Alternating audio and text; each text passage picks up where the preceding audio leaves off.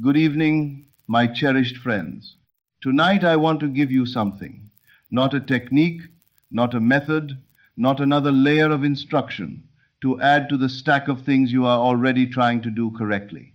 I want to give you a single quality, the one quality that separates those who manifest their desires with apparent ease from those who study manifestation faithfully, practice it diligently, and still find themselves returning year after year to the same unanswered questions and the same unfulfilled desires.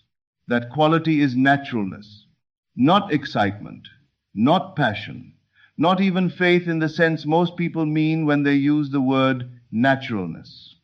The felt sense of complete, untroubled ordinariness about your desire being fulfilled. I want you to hold two men in your mind for a moment. The first has just won the lottery. He is shaking. He is calling people, his voice cracking, barely able to form sentences. He keeps saying, "I can't believe it. I can't believe this is happening."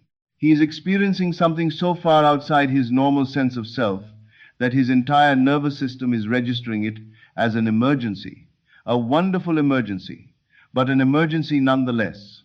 His hands are unsteady. He cannot eat. The second man has been wealthy for 20 years. He checks his account the way you check the weather. He handles a large transaction with the same ease you handle ordering coffee. When someone mentions money around him, he does not lean forward with that particular hunger. He leans back. Wealth is not an event in his life.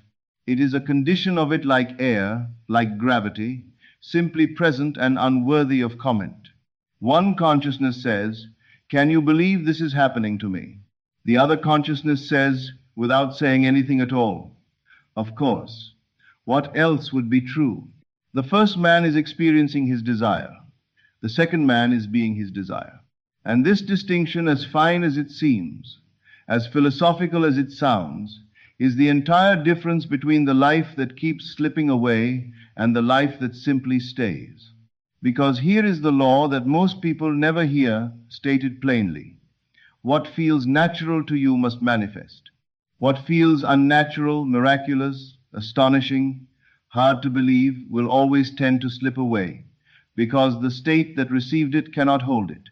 The lottery winner's windfall was received by a consciousness that experienced it as extraordinary.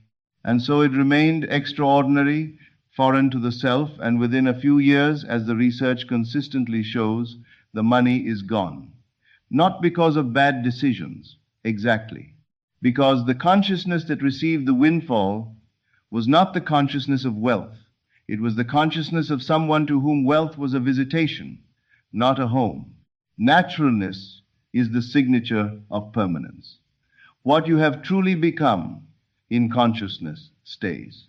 What you temporarily experience without becoming passes.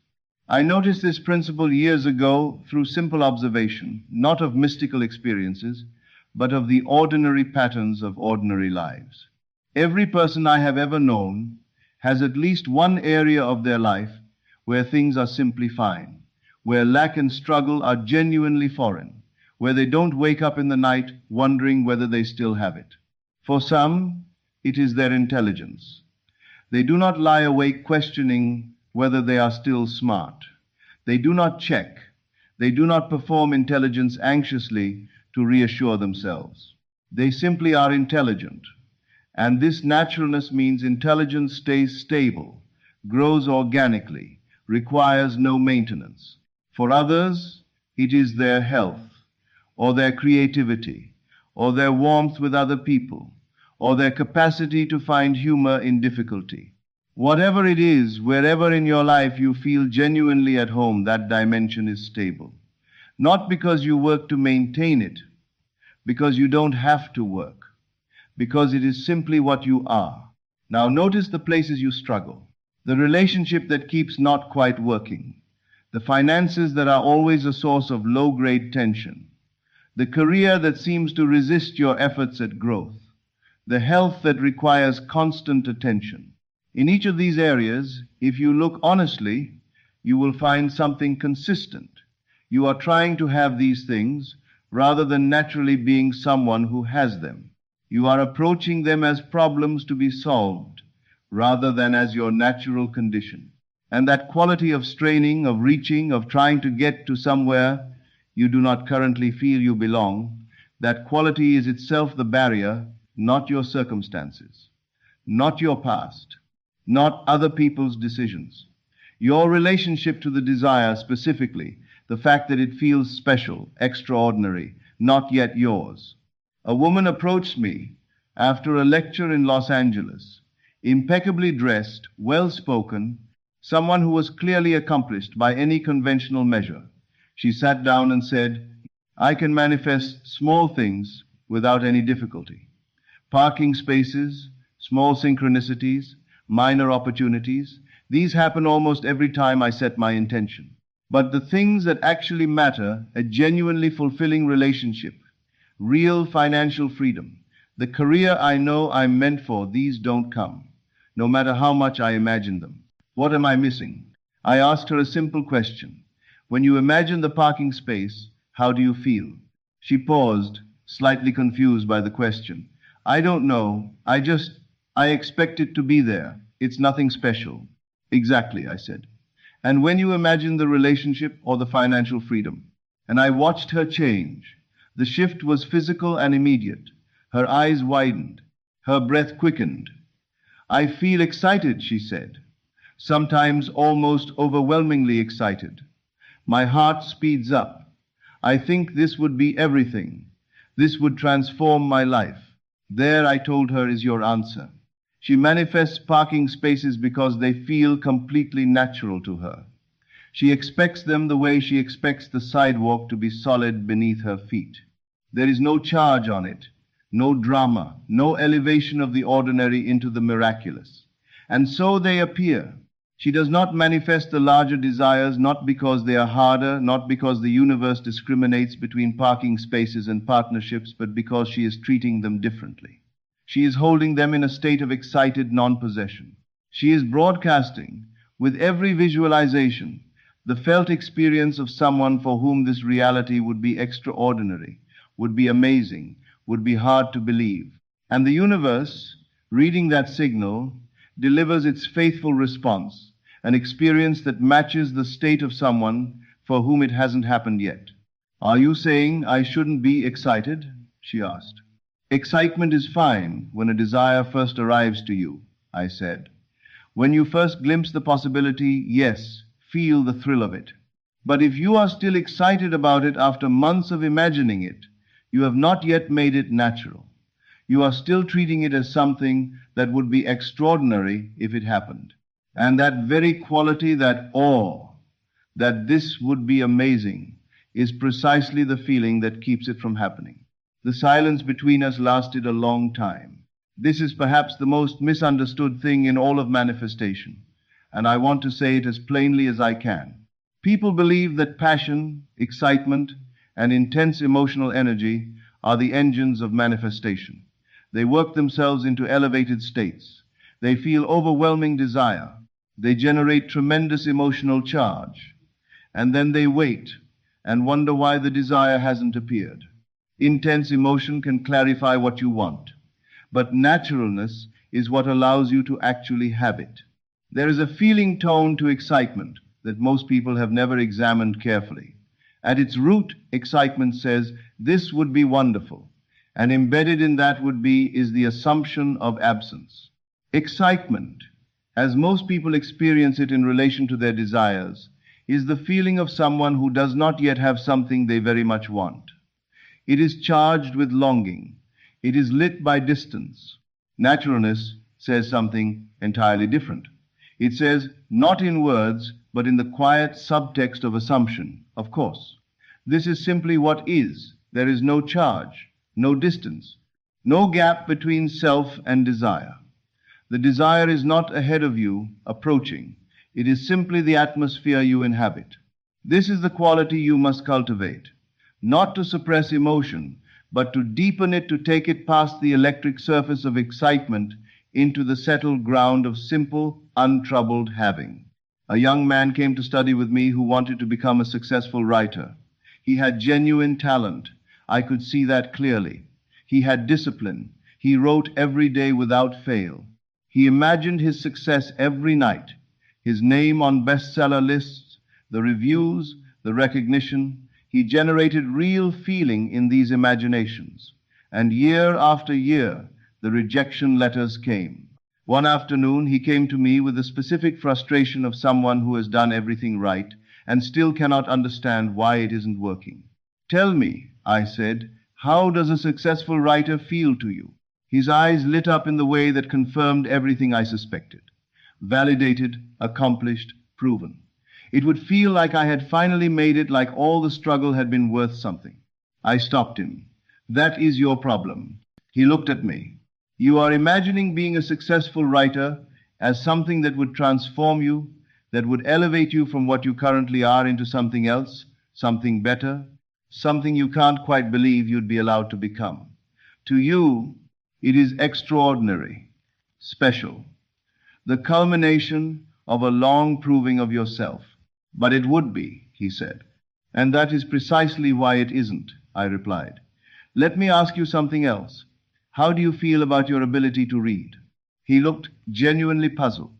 "I just read. I've always been able to read. It's nothing." "Exactly. You don't imagine being able to read as a special gift. You don't wake up grateful for it in that charged, anxious way. You don't feel you need to prove it or defend it or pursue it. You simply read, because that is what you are. That is the feeling, that precise, unremarkable, undefended quality that you must cultivate about being a successful writer." I watched him struggling with this. "But how can I feel natural about something I'm not yet?" "There," I said, "is your second problem. You believe you are not yet a successful writer. But in consciousness, which is the only dimension where anything is first created, you can be a successful writer right now, not trying to become one, not hoping to be one someday.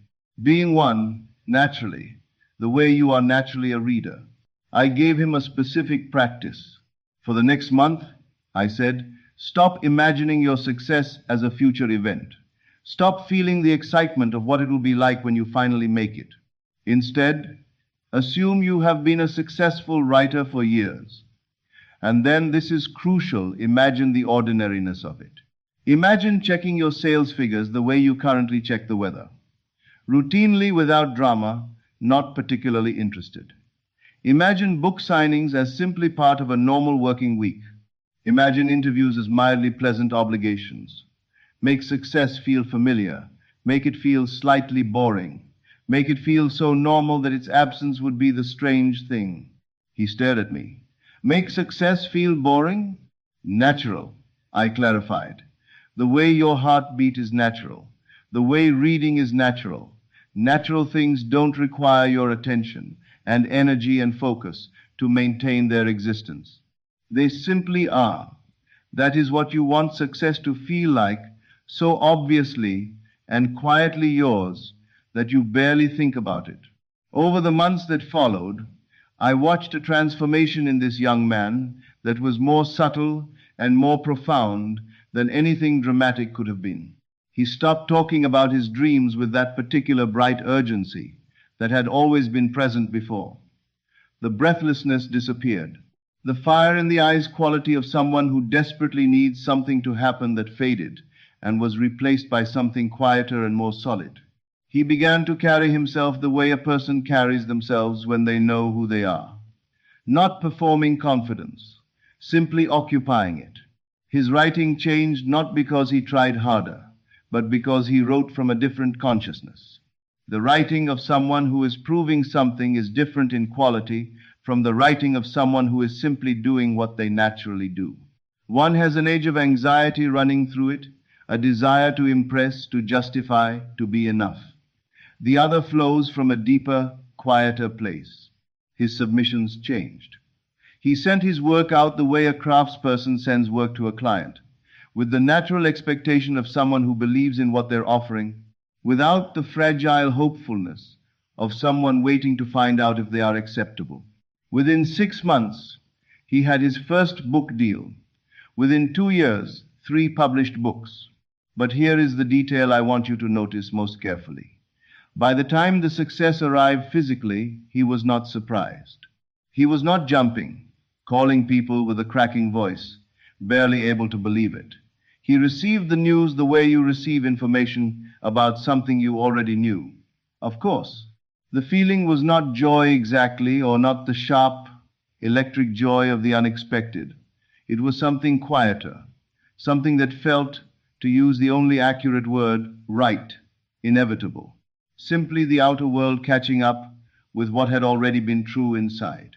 That is how you know naturalness has been genuinely achieved. Not when you feel excited about your manifestation, but when you feel that its arrival was obvious. When you think, naturally, that this is simply who you are and how things are for you. How do you cultivate this quality? The first thing to understand is where naturalness actually comes from. Naturalness is the feeling of familiarity. Things feel natural when they are familiar, when you have encountered them so many times that they have become simply part of the texture of your experience. Your ability to read is natural because you have read thousands of times. Your sense of your own intelligence is natural because you have been intelligent your entire life and the evidence has accumulated into the background assumption of your existence.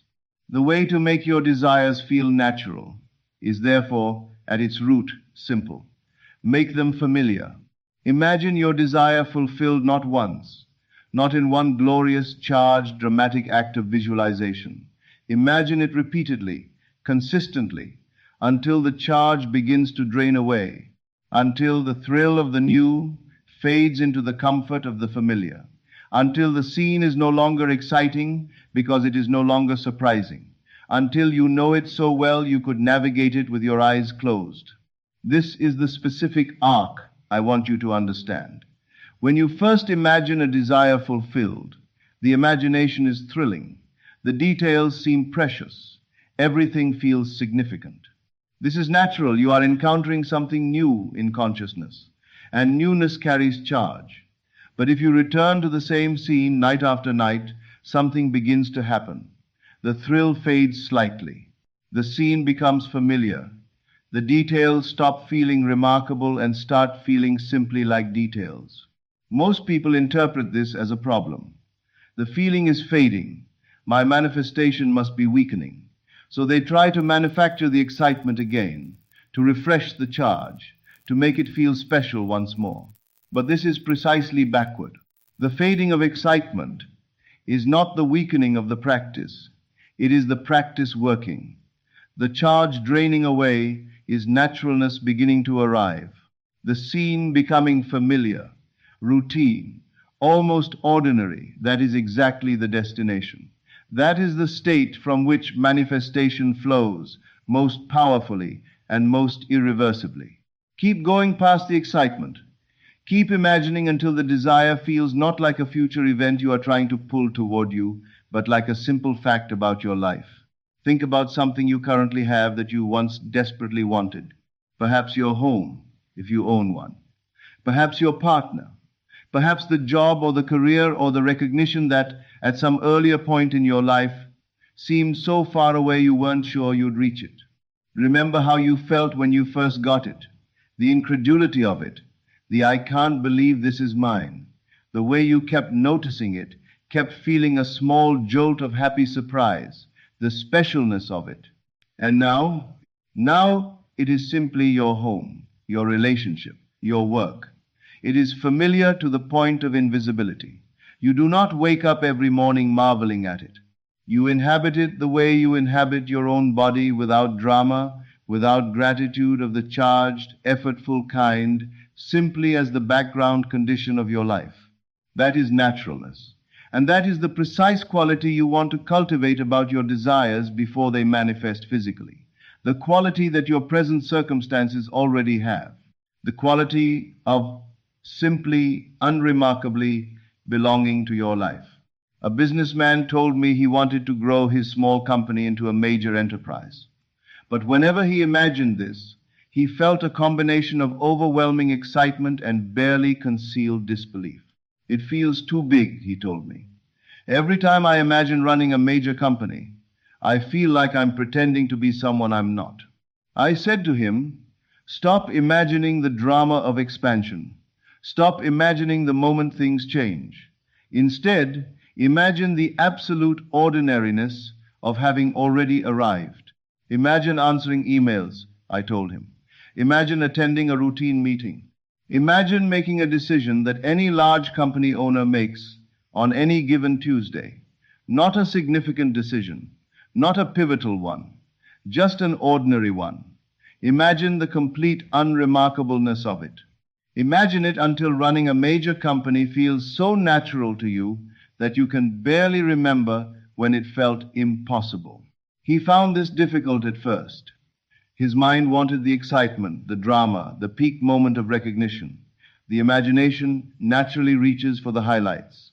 I insisted on the opposite. Find the Tuesday afternoon. Find the routine email. Find the most unremarkable possible moment of your fulfilled desire and live there. Night after night, he returned to the ordinary scenes of running a company he fully inhabited. Gradually, not all at once, but gradually what had felt impossible began to feel possible. What had felt extraordinary began to feel simply like a life. What had felt like pretending began to feel like remembering. Within 18 months, his small company had become the major enterprise he had been imagining. And when it happened, he told me, "The strange thing is, I can barely remember when this felt unusual. Now it just feels like who I am. Now I want to give you a specific technique, deceptively simple, utterly powerful. I call it the boring technique. The name does not flatter it, but it is accurate. Take your desire, whatever it is, however large, and instead of imagining the peak moment of receiving it, find the most ordinary possible moment of having it. If you desire financial freedom, do not imagine a windfall. Imagine glancing at your bank balance on a Thursday morning with the mild, untroubled interest of someone checking the weather. Imagine paying a bill simply, without the contraction of anxiety that currently accompanies that act. Imagine making a purchase without checking the price, not from recklessness, but from the quiet background assumption that the resources are there, as they always are. If you desire love, do not imagine the proposal or the first kiss or the moment of recognition. Imagine a quiet evening doing something entirely unremarkable with someone who loves you. Imagine the specific ordinariness of being known, the Tuesday evening quality of a relationship that has been real long enough to be fully comfortable. If you desire creative success, do not imagine the award or the applause or the review that changes everything. Imagine a regular working day, doing what you love, it being simply what you do expected, natural, not particularly dramatic. The more ordinary the scene, the more powerful the practice. Ordinariness is naturalness, and naturalness, as I have been telling you all evening, is what allows the desire to arrive and to stay. I want to tell you about a woman who wanted to move from a small apartment to a house by the ocean. By every conventional measure, this was unrealistic. Her income was modest. She had no savings for a down payment. The properties she had in mind were expensive. If she had asked most people around her whether this was achievable, they would have been kind and honest in the same breath, which is to say, discouraging. But she understood naturalness. She did not imagine a dramatic windfall. She did not imagine the moment she received the keys, or the first morning she woke up and saw the water. She found something smaller and more powerful than any of those scenes. She imagined making coffee in the morning and glancing at the ocean. That was the whole scene. No drama, no specialness, just the small, unremarkable act of making coffee and the ocean visible through the window, and the complete ordinariness of this being simply her life. She returned to this scene every morning for months. She told me that eventually it became so familiar that there were mornings groggy, half awake, before full consciousness arrived, when she would expect to see the ocean. When the apartment window would register for a brief moment as wrong, as not what should be there. That is the moment you are aiming for, when the imagined reality is more familiar to your consciousness than your current physical surroundings. Within a year, through a sequence of events that seemed remarkable to everyone watching but felt entirely natural to her, she was living in that house. When I visited her there, I watched her make coffee and glance at the ocean with the specific quality of someone who has been doing something for decades. Easy, unhurried, simply herself in her natural habitat. The strange thing, she told me smiling, is that I can't remember when this felt unusual. It just feels like where I've always belonged. I want to address something directly, because it will arise for many of you. Someone will ask, isn't this a form of denial? If I pretend something is natural when it currently isn't, am I not lying to myself about my circumstances? This question reveals a confusion about what naturalness actually is. Naturalness is not a claim about your physical circumstances. It is a quality of your consciousness. And your consciousness, unlike your bank account, is not subject to external audit. It is the creative ground from which your circumstances will eventually arise. Before you learned to read, reading felt unnatural, foreign, impossible, something that other people could do, but that you could not quite access. But there were already people for whom reading was completely natural. Their naturalness was not a denial of your current inability. It was simply a description of their consciousness. Now, reading is natural to you. Has reading itself changed? No. Your consciousness of reading has changed. The naturalness was always available. It was simply a matter of your consciousness arriving at the place where it belonged. Your desire is the same. It feels unnatural now, not because it is foreign to the universe, but because your consciousness has not yet made it home. The work of naturalness is the work of bringing your consciousness home to what is already possible, what is in the only dimension that ultimately matters, already yours. This is not denial of reality. It is recognition of the only reality that is truly real. Let me say one more thing about naturalness, because I think it is the most practically useful thing I can offer you. Naturalness changes your relationship to waiting. When you are desperately hoping for something to happen, time has a particular quality. Each day that passes without evidence is a small accumulation of discouragement. You check for signs. You analyze your practice. You wonder what you are doing wrong. The waiting itself becomes a form of suffering, because every day of waiting is a day of confirming, very quietly, that the desire has not yet arrived. But when something is natural to you, when it is simply what is, in consciousness, the relationship to time is completely different. You do not anxiously wait for the sun to rise. You know it will rise, and you go about your day, and it rises. You do not desperately check for signs of spring during winter. You know spring is the nature of things, and it arrives as it always does, without requiring your anxious monitoring. When your desire has become natural to you in consciousness, you relate to its physical manifestation the way you relate to the sun rising. Not desperately, not hopefully, not with the fragile, checking quality of someone who is afraid it might not come, but with the calm, settled knowing of someone for whom this is simply how things are. And this quality, this absence of anxious waiting, is itself profoundly creative, because the universe reads your states, not your words. And the state of someone who is not desperately waiting is the state of someone who already has, which is the state that manifests. Tonight, I want to leave you with a single, precise invitation.